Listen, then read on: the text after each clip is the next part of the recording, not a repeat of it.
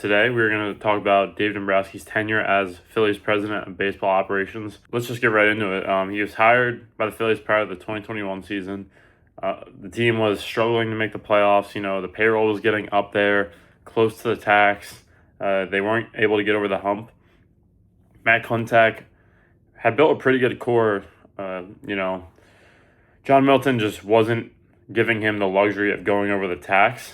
Dave Dombrowski was the big get. He had taken the Red Sox to the World Series, the Tigers to the World Series in the past. So he had a big name, big reputation, and the Phillies thought he was the right guy to go over the tax when they thought it was time, and that's why they brought him in. It hasn't all been bad for Dave Dombrowski, right? He's made some good moves, but the overwhelming majority of his tenure has been horrible. And the thing is, a lot of people hype up his reputation without looking at what he's done as a Philly. We will talk about some of the contracts he's given out, some of the 1-year deals, the prove-it deals that he thinks is going to work and help this team with key players, the bad trade deadline moves, the drafting. So let's start right off with the contracts. He inherited Aaron Nola on this team when he came in, a really good Aaron Nola. And when Aaron Nola was time to get paid, he gave him 7 years, $172 million. That's $24 million a year. And the first year of that contract, Nola was good. But, of course, you have 6 more years after that. And Aaron Nola had a 6.01 ERA last year and a 5.47 ERA this year. They were in talks of trading for a starting pitcher because of what Aaron Nola has given him or has given them or has not given them. They depended on him. They gave him 2-3 starter money. He's not even 5 starter caliber. He's made a couple good starts here recently, but ultimately you just knew this was coming with Nola. He's not a high velocity guy. His stuff has kind of diminished in the past few years. He doesn't have that same run to his fastball he used to. He's just not the same guy he once was, and at this point you're just asking for him to be an okay 4-starter, a 5-starter maybe. I mean, you got Painter, who he's looked pretty good in his last 2 starts since coming up. But ultimately, he's got a near 7 ERA on the season. He's been getting hit around. And as I mentioned in previous videos, those back 2 spots of the rotation are unwinnable. They've won, I think, 2 games started by those guys in the last month and a half. And that just goes to show you the poor roster construction by Dave Dombrowski. Yes, we have 3 aces, 2 of which were already here when he came here. So, yes, he extended Wheeler. Yes, he extended Christopher Sanchez. But at the end of the day, it was Matt Klentak who made that elite move to trade Curtis Mead for Christopher Sanchez and get him here. And at the end of the day, it was Matt Klentak who gave Wheeler that contract that at the time a lot of people thought was an overpay. That 5-year, $100 million deal they gave Zach Wheeler back in 2019, I believe it was. That deal looked like it was an overpay, and it turned out to be one of the best contracts in Phillies history. Wheeler, he hasn't gotten that Cy Young yet, and he probably won't with his current age. But he's been one of the best pitchers in baseball for his whole time as a Philly. He's had one down year, but it was still a really good year for him. And other than that, he's always been, in the Cy Young talks. He's always been a reliable ace for the Phillies. And coming back from that procedure, there was a lot of questions if he would still be elite. He still is. And you can't question what he's brought to the Phillies. And Dave is not responsible for that. And he's added a lot of value to this team. He's added a lot of wins to this team. And you can't even credit Dave. Yeah, he extended him $42 million a year. I mean, anybody could get that deal done. Yeah, Wheeler's not gonna turn down 3 years with $42 million annually. So once again, two of the 3 aces of the rotation were brought here by Matt Klentak, kept here by Dombrowski. Again, I don't give him credit for that. But Jesus Luzardo, that was a good move. So on the rotation, that's the only good thing he's done. Andrew Painter, he drafted, hyped up, hasn't looked to fit the bill. And Aaron Nola, being as bad as he is, makes it even worse because if Aaron Nola gave you any semblance of his former self, you'd feel really good about this rotation. But in the playoffs, you need 4 starters.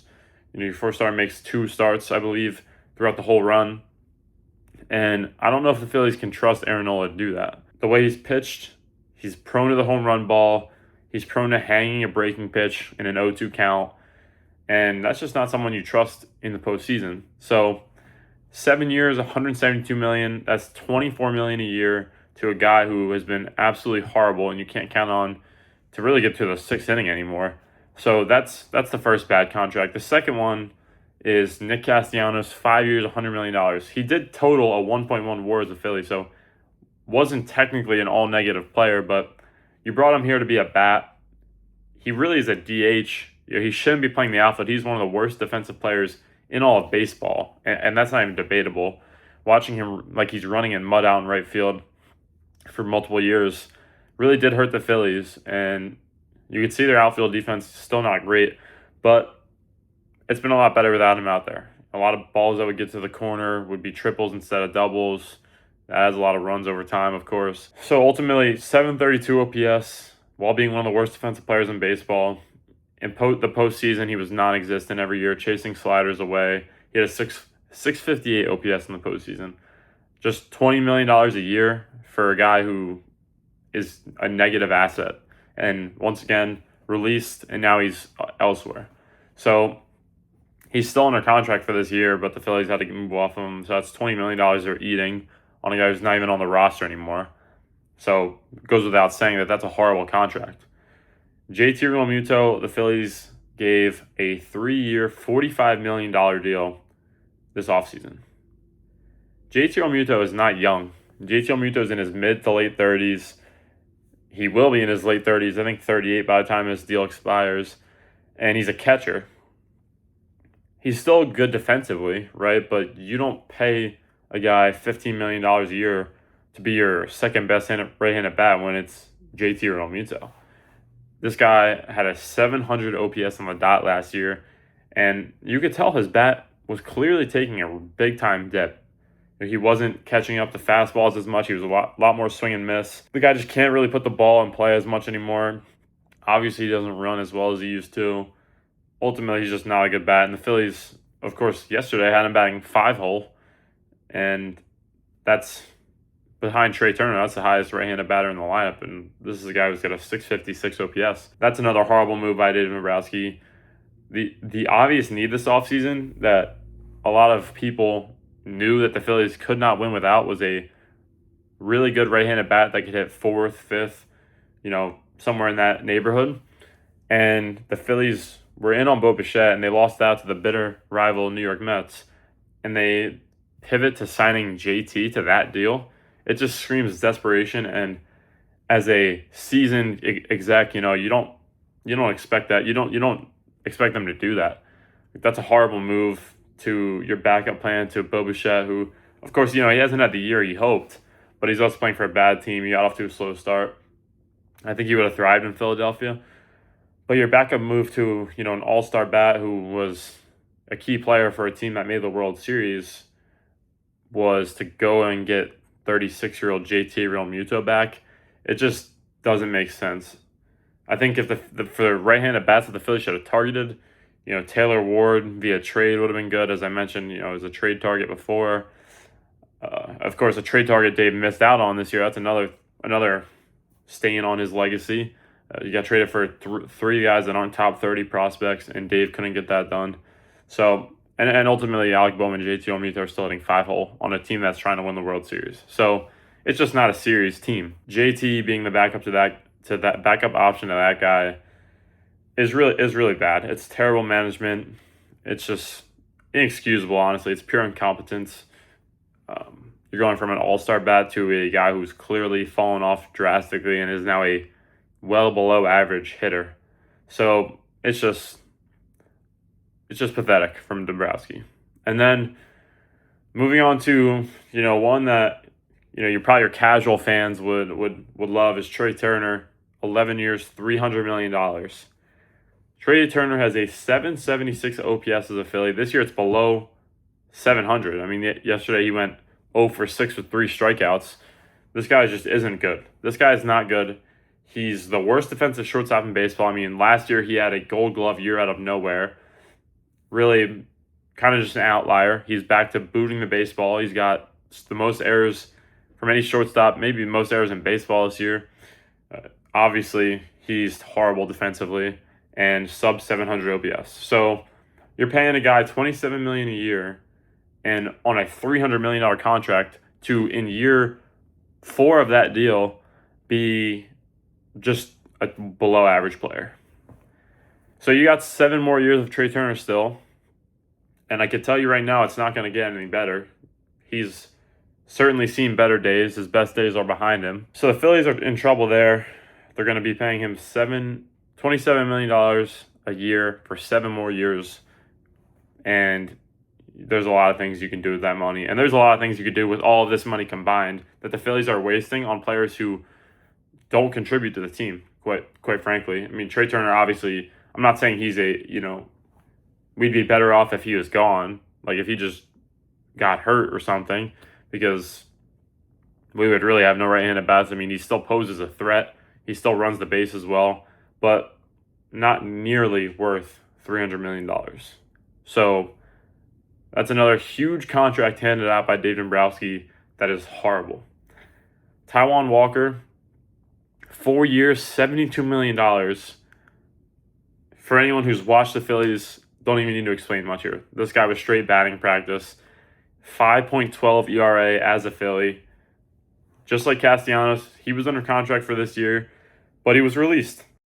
And now he's in, I believe, the Angels minor league system, doing absolutely nothing, of course. So just another useless player on the roster. Well, not on the roster. He was a useless player on the roster that is making $18 million a year. That's not a little bit of money. That's a lot of money.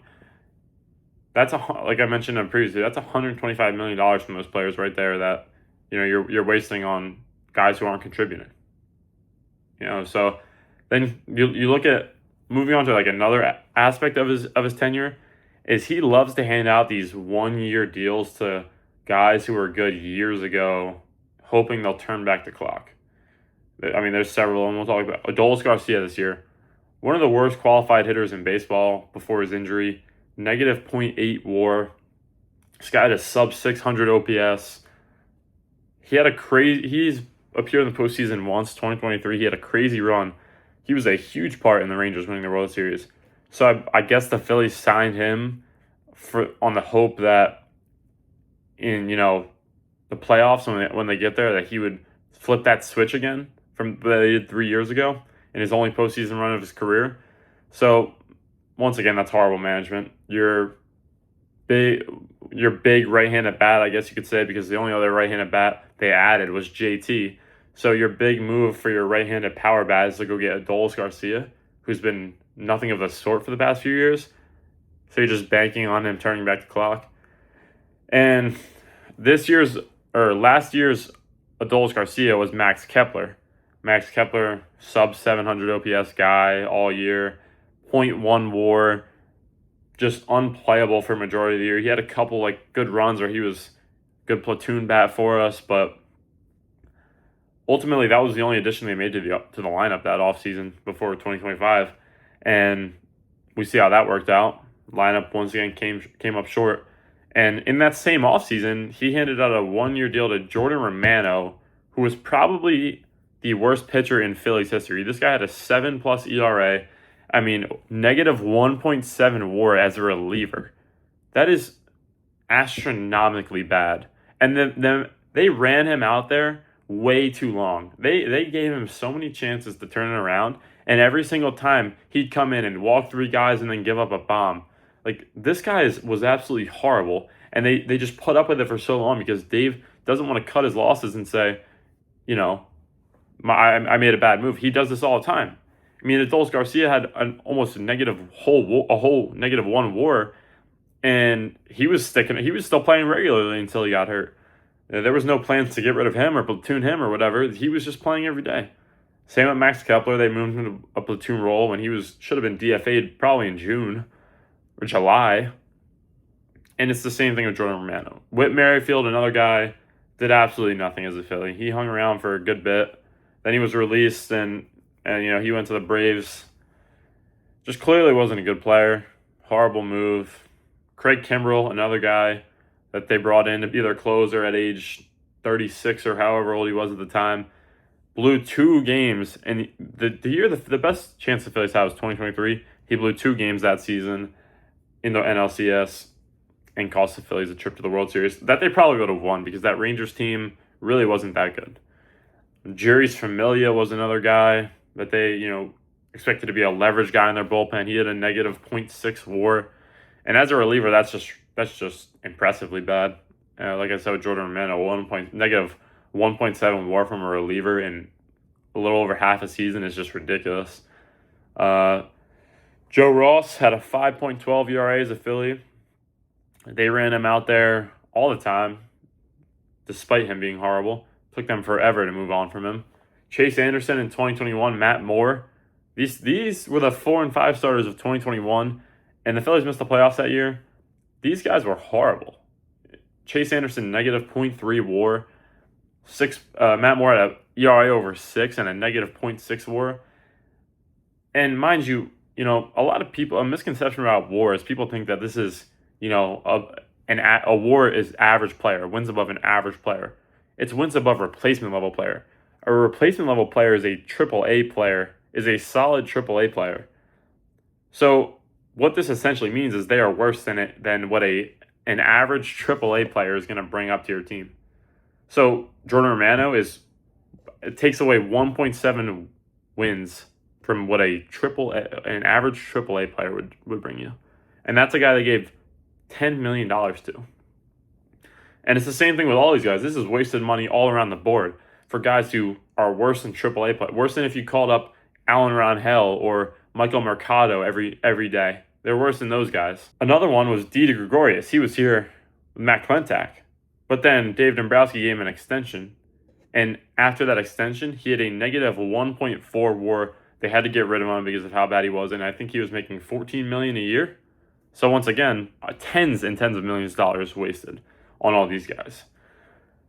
So those are a bunch of his prove it deals, I guess you could call them, even though these guys clearly were, not going to prove it from the start. I mean, nobody expected any of these guys to come in here and be elite besides Dave Dombrowski and his staff. So it just goes to prove the incompetence. And then you look at the trade deadlines. You look at all these teams that win the World Series. I mean, how many moves did the Dodgers go out and make at trade deadlines to win World Series? Tom Edman was a key player for them on a lot of on these World Series runs. They just go out and get guys who are going to produce for them. I mean, their offseason moves obviously are aggressive as is, and they don't really need much at the trade deadline every year. But teams that win go out and make impact moves at the deadline. And in his tenure, I mean, you look at 2023, he goes out and gets Michael Lorenzen, who his first start, I believe, was 8 innings of 1-run ball as a Philly. His next start was a no-hitter. But despite that, he still had a 5.51 ERA as a Philly. That's just horrible. This is a guy who's giving you less than Aaron Nola is. And people want to talk about how bad Aaron Nola is. This is a guy who was worse than that after that trade deadline. Traded for Gregory Soto. I think that was an offseason move, but still, trade. Horrible player. 4.42 ERA as a Philly. You couldn't trust him. Anytime he came in, you were gambling with him walking the whole team, really. Just awful. They traded William Bergolla for Tanner Banks, who is a 7 ERA guy now in the minors. And William Bergolla is now shot up the Chicago White Sox rankings. And I personally love him as a prospect. He was in our teens when we traded him. And I thought he was one of our best, long shot, I guess you could call him, prospects. And he's shot up the board. He's got a 1080 OPS in the minors this season. And we traded him for a guy who's in the same level as him now and has a 7 ERA as a Philly. Probably the worst move of his tenure was the Ian Kennedy and Kyle Gibson package with the Rangers. Ian Kennedy was just, they brought him in to be the closer of this team because our bullpen was so bad once again. And he was terrible. 4.13 ERA, blew a lot of games. Couldn't trust him to throw strikes. Every time he went out there, he was throwing 30 pitches, it felt like. Just laboring to get out of any inning he entered. Kyle Gibson spent way too long as a Philly. He had a 5.06 ERA here. Just one of the worst players that the Phillies have had, to be quite honest. I remember the time he had back-to-back home runs against the Cardinals. I mean, ultimately, he was here in 2022, but they didn't even play him in the playoffs because of how bad he was. I think he threw 2 innings. So, just the incompetence at the trade deadline is even worse. Every year, this team is set up so poorly that at the trade deadline, they have so many needs. Like this year, of course, I've talked about it, but they need a right-handed bat. They could have used, they could have used a right-handed bat on top of Luis Ariz. Obviously, he's a left-handed bat, but he's a really good bat, and they could have used a right-handed bat on top of that, that's for sure. Not they could have used, they needed one, actually. They definitely could have used a starter because Aaron Nola and Andrew Pena aren't giving you much. And look at the bullpen. Orion Kerkering is your second best arm right now, and he's got a 14.4 ERA in his last 7. He's got a near 5 ERA in his last 30 appearances. He's just been one of the best. He's been one of the worst arms in the bullpen when he's supposed to be one of the best arms in the bullpen. Duran, obviously, he's nails. He's the only guy you can trust back there. Boland's been good, of course. Brooks Rally blew the first game he came into. Caleb Killian has been really bad since the Phillies got him, and he's hurt now. So the bullpen's thin, really thin now. Tim Meza, solid. But 2 starters are terrible. The bullpen is awful. And we desperately needed a right-handed bat. And we didn't do any of those things. So, of course, I've harped on the trade deadline in a previous video.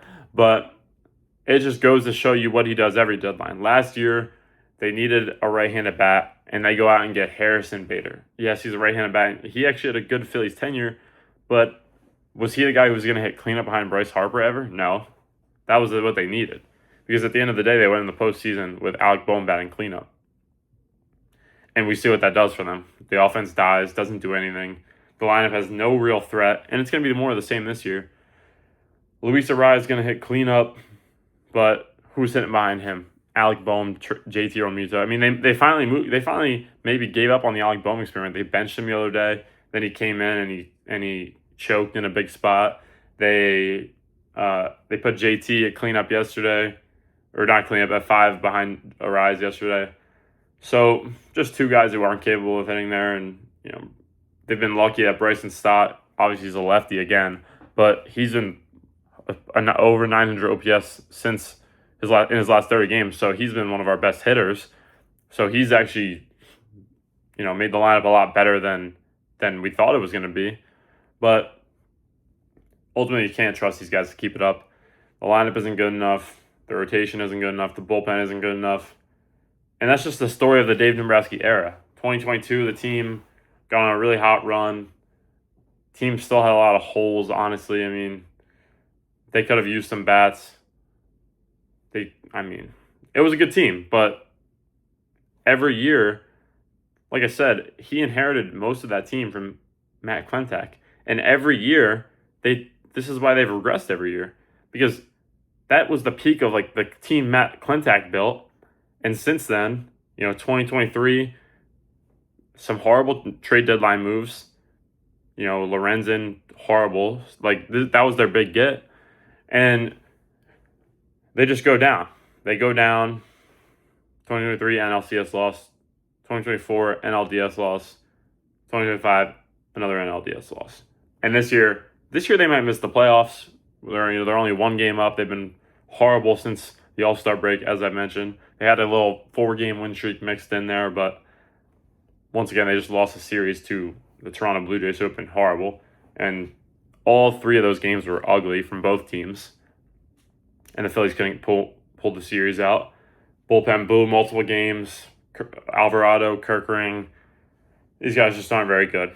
And that's the problem, is Dave Dombrowski inherited a World Series core, and he's absolutely fumbled it.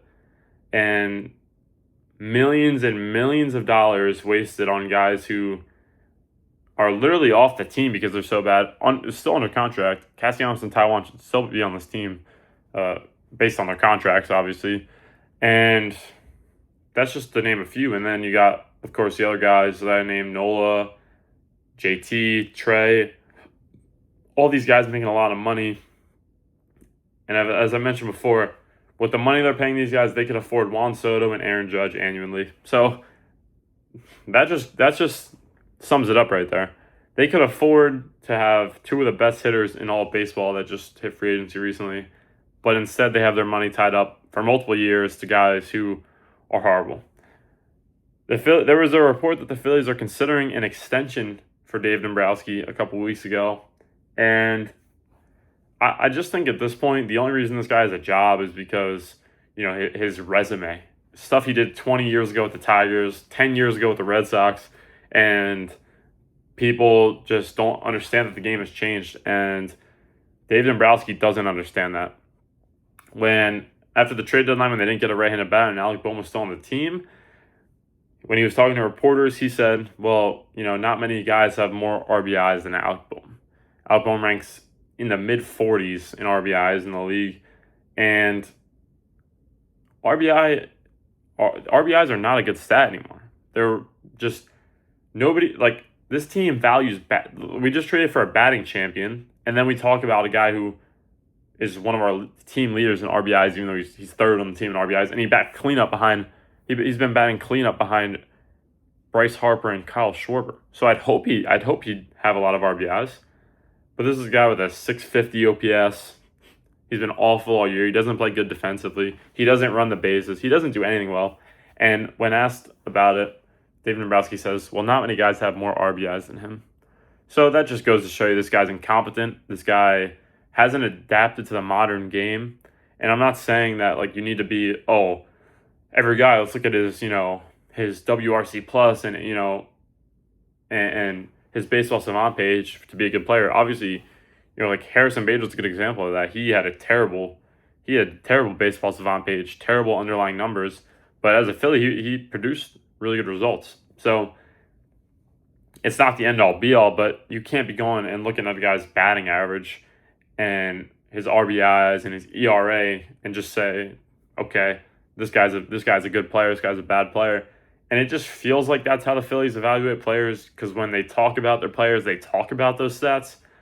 Same with Don Mattingly. It's just two guys who are old and they're old school, and that stuff worked before, but it doesn't work anymore. So you look at the teams that are winning. I mean, the Dodgers, just these teams, they have the Braves, they have younger minds who are more, in tune with the way baseball is nowadays. I mean, batting average doesn't matter. Let's face it, it doesn't matter. Because you can have a 300 average and a 650 OPS, and ultimately you're going to have below average numbers, WRC plus, weighted runs created, because batting average, if you're just hitting singles and you're not really producing much other than that, you're not walking, you're not hitting extra base hits, you're not really providing much to a team. But the Phillies don't care about that. They just care about, the stats that mattered in 2015. So I would grade Dave Dombrowski's tenure as a Philly at D-. It's been very few good moves. Jesus Luzardo is a good move. He extended a couple guys. Like I said, it's hard to give credit there because those guys were already here. But ultimately, it just hasn't been good. The drafting has been weak, has been terrible. The farm is weak. It can't even go make a move for a guy like Skubal because our farm is so terrible. Dodgers can do it, and they still have 6 or 7 top 100 prospects. So you just can't compete with a team like that. They're spending more than you. They're getting more bang for their buck than you. They're drafting better than you. They're doing everything better than you. So you're just going to lose ground on them every year when you got a guy like Dave Dombrowski at the helm. So I'd give him a D-. Phillies are talking about extending him. That would probably be the worst decision this franchise could make. He set them back probably a decade, honestly. And the future does not look bright either. Aiden Miller hasn't swung a bat this year. Gage Wood, it's hard to expect him to be that much. Andrew Painter hasn't lived up to his expectations. Justin Crawford, he's not really a high ceiling type of guy, but he'll hit for average at some point in his career, so the Phillies will love that. And Arun Escobar was a top 100. He doesn't look too good.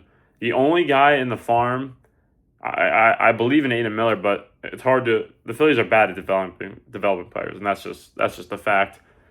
They haven't produced a good bat since Rhys Hoskins, really. So that's just another weakness of this team. But Francisco Renteria, 17 years old, he's raking in rookie ball, high international signing. He's 5 years away, maybe 4 if you're lucky. So another guy is not coming to save you anytime soon. That's another good movie made, was signing Renteria, but international signings are a big part of it. Obviously, you get guys like Acuna and Soto that way. So that one I'll give him credit for, but overall, for having a championship core and having about 4-5 years to compete with this team and just getting worse every single year, it's hard to give him anything better than D-. So if I were the Phillies, if they miss the playoffs, you fire him. If you fall short, you fire him.